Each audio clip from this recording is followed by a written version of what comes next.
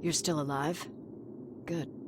Apparently Skynet's got a real hard-on for you, so we figured why not use you as bait. Aren't you afraid that Skynet will bring a lot of firepower if they know we're both here? Afraid? No.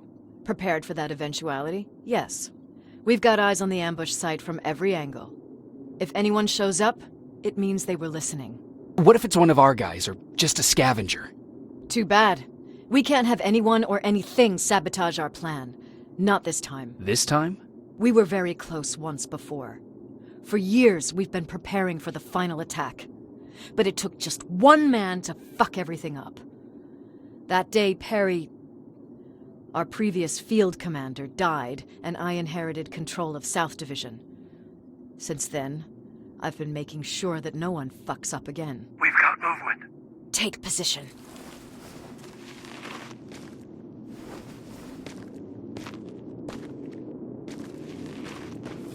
What do you have? A hooded man's walking down the street. Might be a scavenger. Rivers, you saw him. Is it the same model? Is it the infiltrator? I can't tell. We're waiting for your signal. I think that might be it. You think? Good enough for me. Cease fire! Cease fire! Target down! I repeat, target down! Go check him! Eyes on the target. Proceed with caution. Is he dead? What the fuck? It's the target! It can't get away! Fire at will!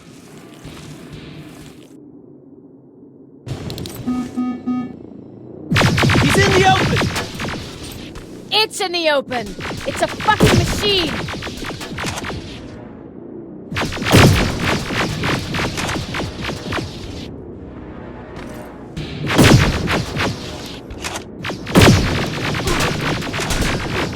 It's back against the wall!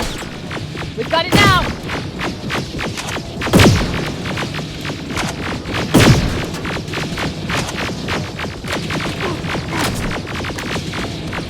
What the fuck? Everyone on me!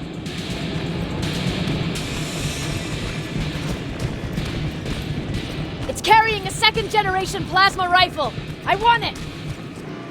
It won't fucking die! Shoot!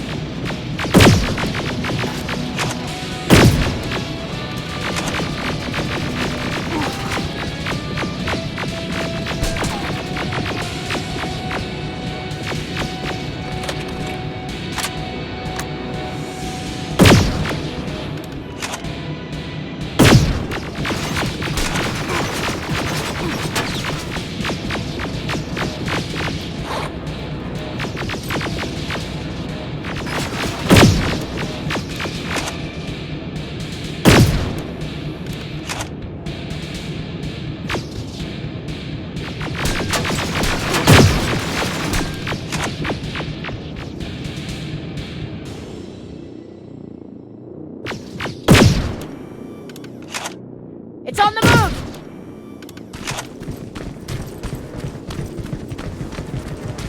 Take cover!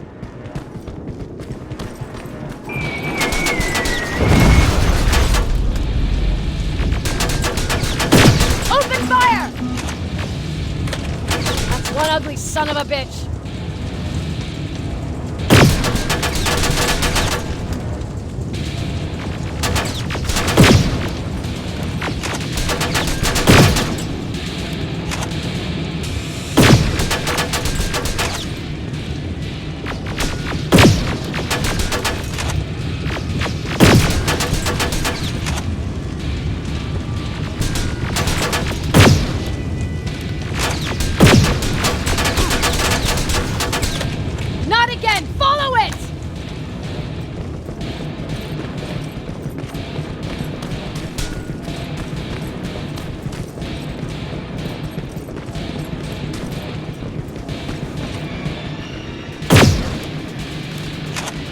line!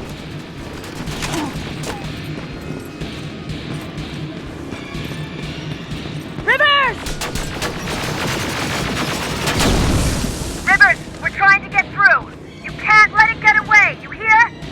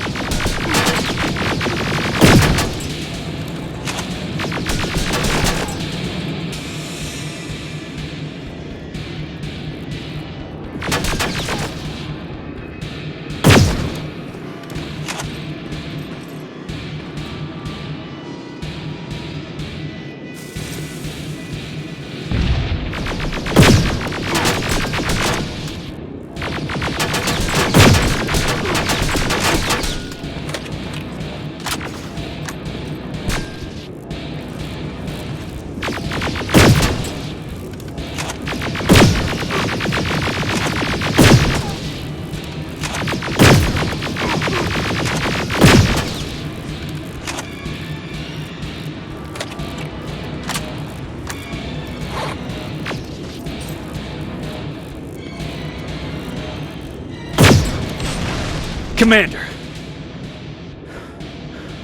We got it. We finally got it. Good job, Rivers. Stay there. We're on our way.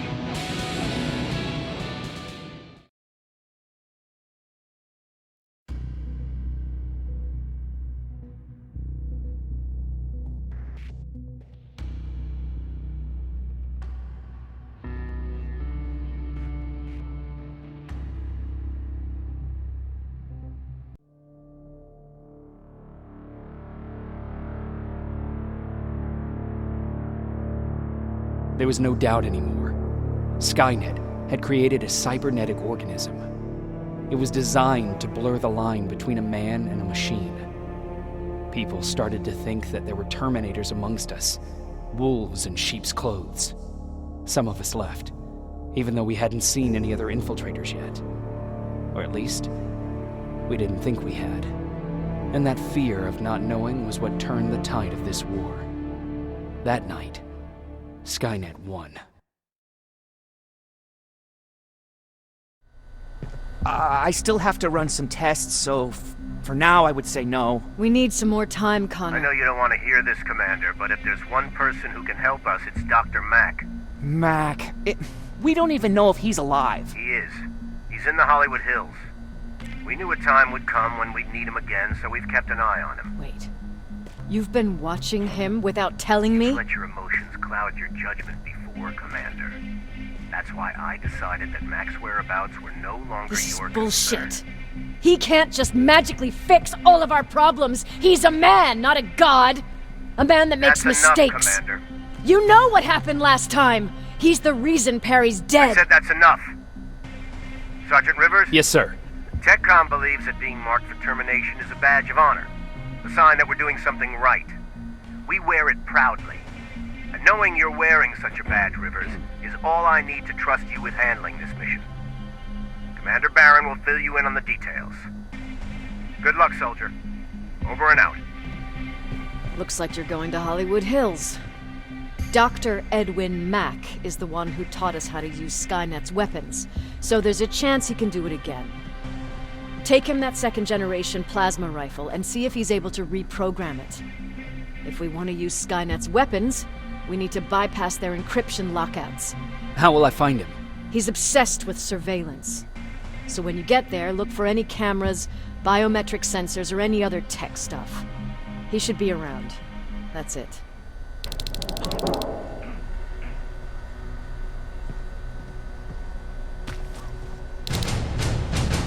What do you need?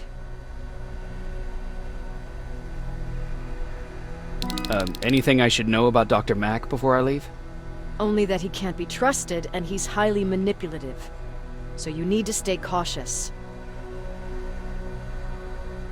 Was Mack the one whose drone you smashed? Yes. Yes, it was. I've never told this to anyone, but before I met Mac and Perry, I was wandering alone. Didn't have a map, so I drew one myself. The first people I came across were two guys, old enough to remember Judgment Day. We camped out together. They gave me advice, we shared some stories. Sounds nice, right? See, there are still good people out there. They weren't good. Although, not cutting my throat in my sleep makes them more or less gentlemen. When I woke up, all my things were gone, including my map. There I was, lost in the desert. Thirst and hunger. I knew I was gonna die. I passed out with my face in the sand. But next thing, I was lying in a bed, bathed and wearing clean clothes. You're lucky someone found you. Someone did find me. Too bad it was Skynet.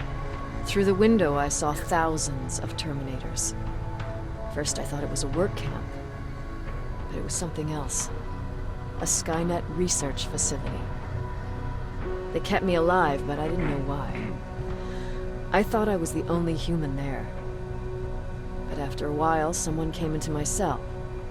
A man. Well-dressed, clean-shaven. You want to take a guess who that was? An infiltrator. In a way. He was a traitor to his race. Bastard was selling every piece of knowledge the machines didn't have. In return, they gave him everything he wanted. When he was done stuffing his face with food, he had another request. He wanted a whore.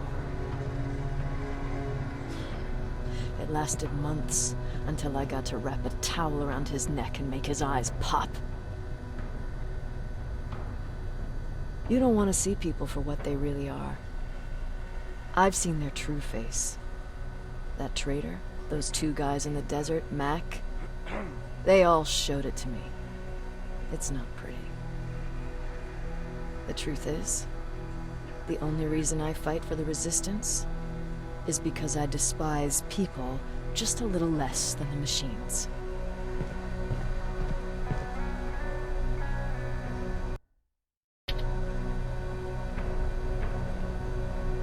Sure, let's trust someone who gets called Dr. Death. That won't bite us in the ass. In the meantime, I'll see what I can learn from the new CPU we acquired from that infiltrator. This could be the breakthrough that we've all been waiting for. I need to concentrate, so please don't disturb me.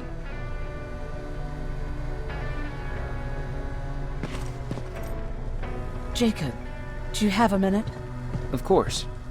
I've heard that you're going to Hollywood Hills. Well, with Baron yelling like that, the whole shelter heard. He wanted me to tell you if I needed anything, so here it is. When you get to Hollywood Hills, could you stop by my old house? It's near the Griffith Park tennis courts.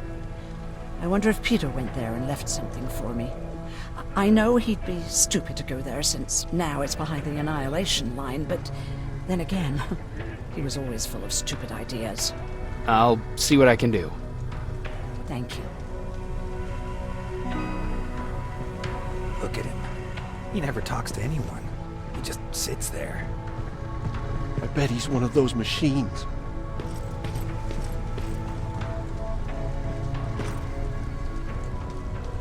Jacob, What's the situation like in the shelter? not that great. People are getting nervous. A lot have already left, and even more plan to leave. Even Mark and Laura saw him packing earlier. And what about you? Just the thought of running again's making me sick. Must be getting old. Plus, we got everything we can need right here. Where else would I go?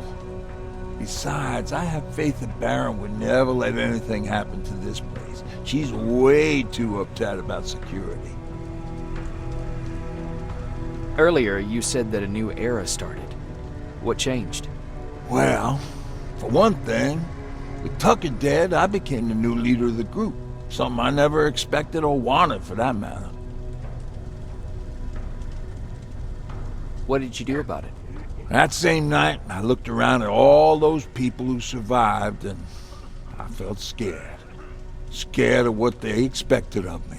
I started to walk away like I was on autopilot. I don't know if I wanted to run away or to kill myself, but then something surreal happened.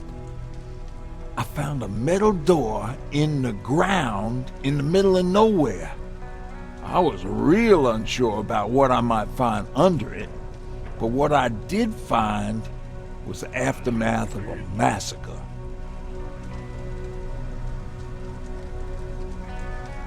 More Terminators? That's exactly what I thought at first, but it turned out to be something even more scary. It looked like they decided to commit suicide. I couldn't understand it. To me, they had everything. Food, water. They even had a case of beer.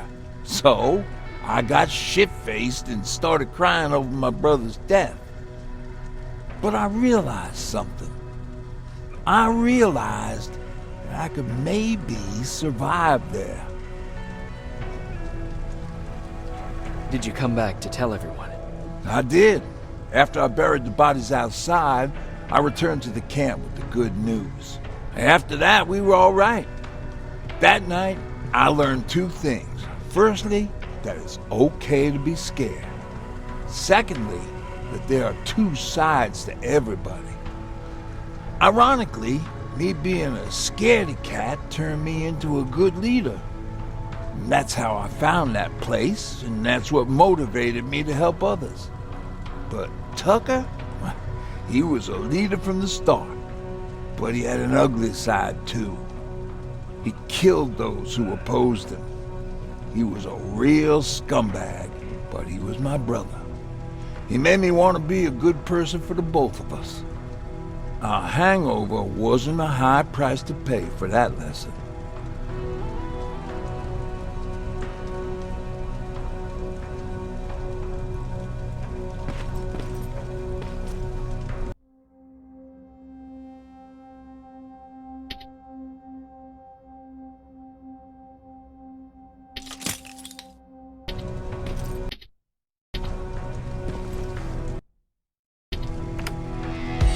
Don't be shy, Ribbit. See? I knew you'd like it. Why do you think Skynet doesn't have their plans in the South? I don't... Everyone's leaving. I thought I told you. I can't work with so much noise. I need absolute silence, so please stop that. Yeah, but where to? I swear I should just join Skynet! Oops.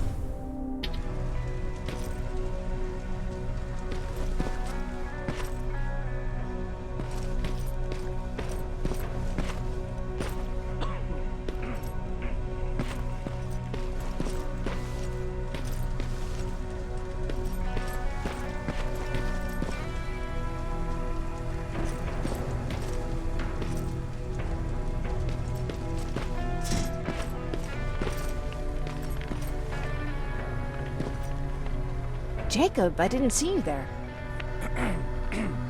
Where are you going? I'm going out scavenging. Don't worry. I'm past thinking about running away. Knowing how much you'd miss me made me not want to leave. Where's Patrick? He's getting ready. I'm taking him with me. I figure it's time for him to see what's out there. Is everything okay? You seem far away. Nothing can get past you, can it? I've been thinking about the day we met. I never told you how we really ended up there. You can tell me anything. I know I can. That's why you're the first person I'm telling this to. That day, loud hammering woke me up. When I came downstairs, I saw my father nailing the window shut. Through the crack, I saw them coming. Hundreds of metal heads and their red eyes. Even though they're just empty shells, I could feel the hate radiating from them.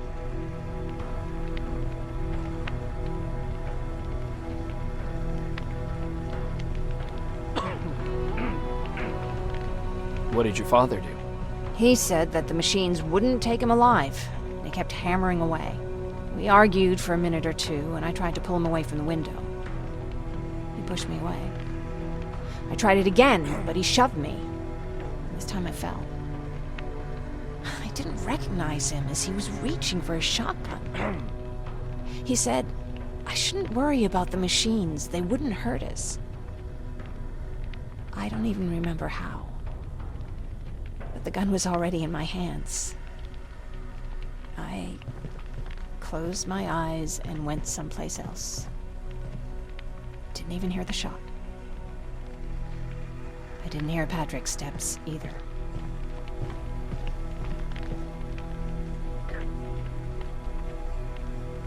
He saw you?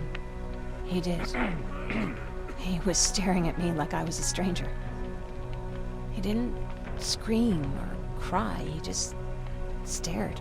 I threw the gun away, grabbed Patrick, and tried not to notice the hole in my father's unmoving chest.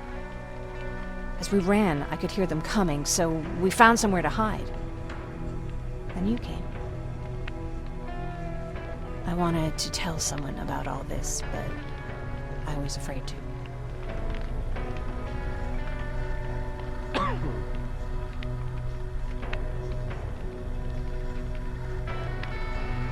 You don't have to be afraid. I'm not. Not anymore. We talk a lot about how heartless the machines are. And I started to think that maybe I was too. I probably would have convinced myself of that if it wasn't for you keeping me sane. Thank you for everything. I never thought I would find a friend in times like these.